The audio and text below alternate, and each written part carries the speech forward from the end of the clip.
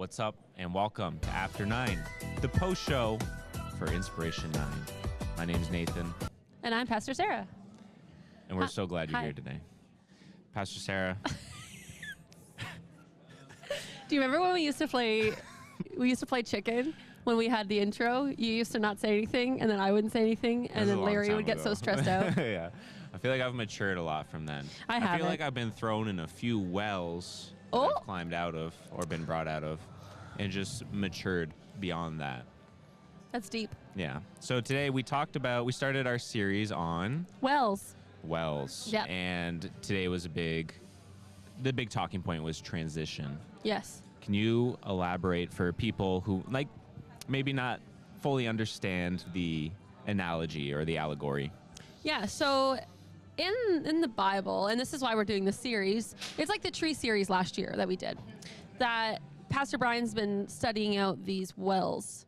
And it's notable because there's a lot of times where there's a series of a season of transition or something's changing or something's happening, and then they go to the well or there's a well involved, right? There's a lot of I believe there's this with Moses too, after Egypt, and he runs from Egypt after killing a man. Mm-hmm. He meets Jethro at the well.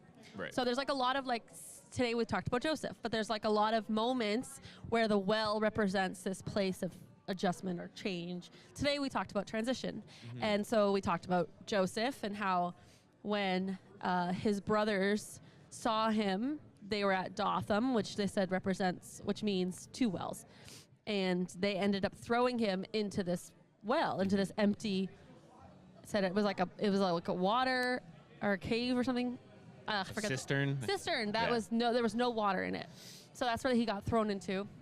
And, from there, the story of Joseph, he got taken to Potiphar, and then he was serving with him, and then he got thrown into prison, and then all these things happened, right? And then they ended up restoring the relationship with their brothers. But it was a season where he needed to have this moment where he was thrown into this well in order to be sold into slavery, in order to be saving, essentially, the people of God. Yeah, I never really noticed that in my own Bible reading, but even as we're talking here, it wasn't brought up today, but when Jesus meets the woman by the well, right? Yeah.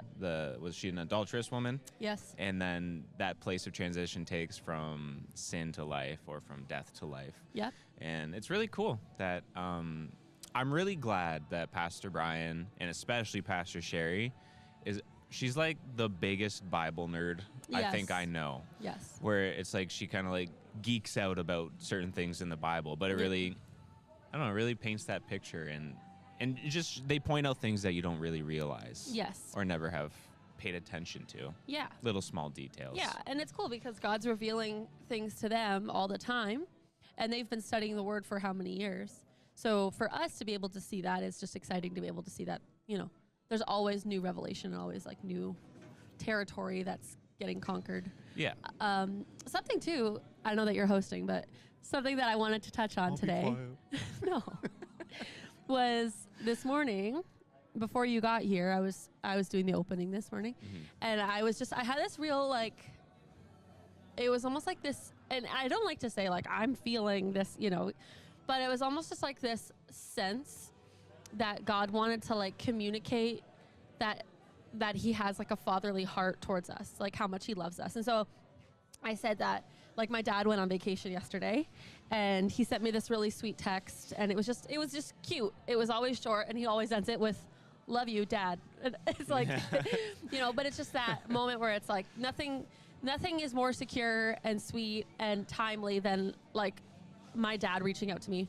And then you talked this morning about Ro and how doesn't matter what she does, she punches you in the face or steps on your toe or does something. It's always going to be ending with, "It's okay, baby."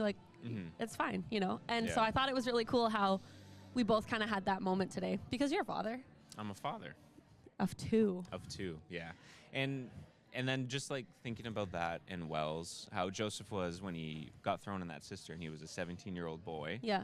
But through the whole journey from to riches to rags, his whole identity was stripped of him, and he went to this big place of transition, but how God elevated him, and how even in those low times that God is always with us. Yes. And he's always equipped us. Yes. And I just found it really cool that like you said, the love of the Father. And in those low times, God still loves you.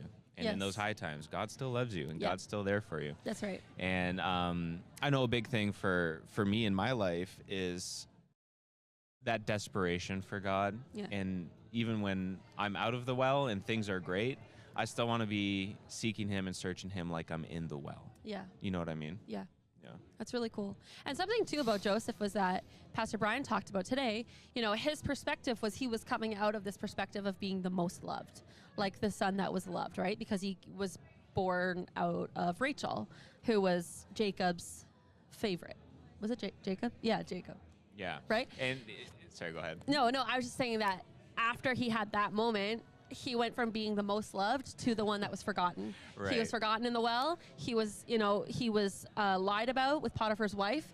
When he was in prison, the baker and the chef or whatever, they forgot about him. He was just constantly forgotten until he wasn't. Mm-hmm. And then it was like he was, Yeah. Before he got thrown in the well, he had the real, like, little brother energy. Yeah, oh, big time. Like, look at my jacket. I'm telling on you guys. Dad, they did this. They're running away. It's like, shut up, man. Stop snitching. It's like, was he asking for it? I don't know. But I'm just kidding. That's funny. He's like the originator of the little brother energy. Yeah, for sure. Yeah, I like it a lot. It's cool. I like Joseph. Yeah, very good. And what do you think is, like, me and you are both we really love movies. Mm-hmm. What's your favorite, like, well story? In a movie? Yeah, like from a position of being like a down and out. But like we started here, we went as low can get, and then they rose out of that well. I mean, so many good stories are based on it, but what's one of your favorite? My first thought's like Aragorn, Lord of the Rings. Okay, yeah, that's a good one. Because there was like this whole thing that there was going to be like, the rider that's going to kind of come out of the ashes and, I was thinking, I couldn't stop thinking about Gladiator. Gladiator? With Maximus. Yes. And I thought that was pretty cool. That's a really good one. Yeah. The thing too, like even Braveheart, Batman. like they all start out, Batman. Yeah, of course. They all start out of this place where it's like the bottom of the barrel, and then they come up. Even like, I don't know, there's so many, but yeah, it's like that story, and everyone loves a good like underdog. Yeah, who doesn't? Right? Yeah. Oh, totally. Vincent says Iron Man. Iron Man. Iron Man is a really good one. Wolverine is always, It just every good story just has that moment of triumph of rising up and breaking free. Yeah. And I know we're getting close to running out of time, but I want to do one more little fun thing before we close out. Just because I like when people get to know your personality. Okay. And last time I was on with you, we talked about what stickers are on your helmet. Yeah. So I need to know scrap water, okay? Scrap it. You're digging a well. Uh-oh. What's that well pumping out? Iced coffee. Really? Yeah. Above all? Yeah. I know you like Celsius. I like energy drinks. I do, but I've been limiting them to two a week, Fridays and Sundays. Well, yes, that's what I've been trying. Nice. Because it's not good. They're not good for you. They're really not good for you. But I like it. I told Aiden the other day, I think we need to I said, we need to peter out the energy drink. And he's like, that's not a thing that you say. And I said, yes, it is. But I think it would be iced coffee, where the ice never melts. Oh, that's good. And it's like continuous iced coffee. Yeah. Like the like with the cream and from Tim Hortons. It's already ready to go. Doesn't even need to be good. It needs to be iced coffee. Cool. Yeah. What about you, Nate? We run out of time. Okay. So, guys, until next time, I've been Nathan. I've been Pastor Sarah. Light the passion within you. See you tomorrow at the Lighthouse. Bye-bye.